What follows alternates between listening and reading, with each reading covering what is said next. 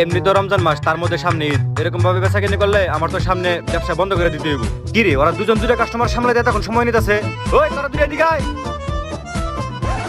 আরে স্যার কি হলো বুঝলাম না, আপনি এরকম কাজের সময় টাকাটা কি করতেছেন কে লিগে? আমি সকাল থেকে পর্যন্ত প্রায় 3000 টাকার অর্ডার কাটে ফেলেছি, আপনি আমার কাজের সময় এরকম ডিস্টার্ব করতেছেন।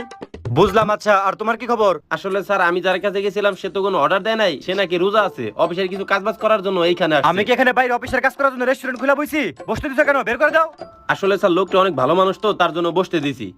স্যার যত ধরনের ভালো লাগাতে সমস্ত ভালো লাগ খালি ওর টেবিলে যায়, আর লোকগুলি এতই ভালো যে শুধু আসে বসে গল্প করে আর খালি চলে যায়। এই স্যার আপনার সাথে কথা বলার মতো কোনো সময় আমার কাছে নাই। ওই তুই সর তো, আমার অর্ডার কাটতে হইব, তুই সর।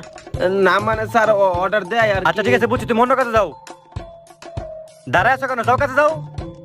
আসলে স্যার কিছু বলতাম আর কি। আসলে আম্মা বাড়িতে থেকে ফোন দিছিল তো, রমজান মাস চলতেছে, ছোট ভাই ইফতারের আবদার করছে, যদি আমার কিছু টাকা অ্যাডভান্স দিতেন। এই ঈদের আগে এরকম পেশাল পারো না তো, এখন কাস্টমারে বের হইব, যাও কাজে যাও।